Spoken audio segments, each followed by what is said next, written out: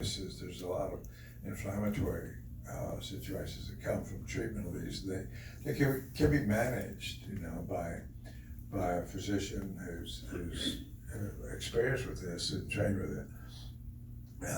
So that you can treat them and they generally go away. Next slide just shows that this is the trial that resulted in approval. And at the time, what the cancer drugs did, you do a huge trial, you look for a movement, a statistically significant increase in survival. And so you can see here, there's about a 3 or 4 month increase in survival of the patients. This is the control. And I'll just tell you, people that know about clinical trials, this was a placebo trial. There was no treatment for melanoma at the time. No drug of any kind had ever increased survival of melanoma patients.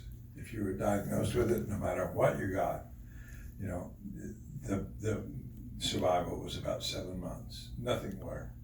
And so now we don't do this anymore. It's the standard of care. So, those who might be faced with clinical trials should know that this isn't done anymore. But this is the ipilimumab trial here, arm, and you can see that it moved to survival over about several months, which would have been sufficient for FDA approval.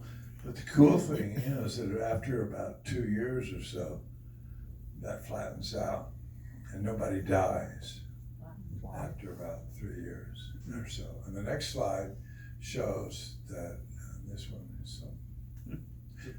Sorry. Back one. That this is a study of, this was done in 2014. This is about 5,000 patients for which there was 10 years follow-up. But that flattens out at about 3 years. And very few people die after that. So if you survive 3 years, you survive 10 years. And Sharon, like I showed you, it's like 15 years out now. There are people that are 19 years out. You're cured. Wow. We could use the word cure with cancer for the first time, I think. That's awesome. And this is, you have to be careful about this in the press, but I would not say this. You can't tell any patient that they're cured until you're out, that many years. And so, but why just 20%?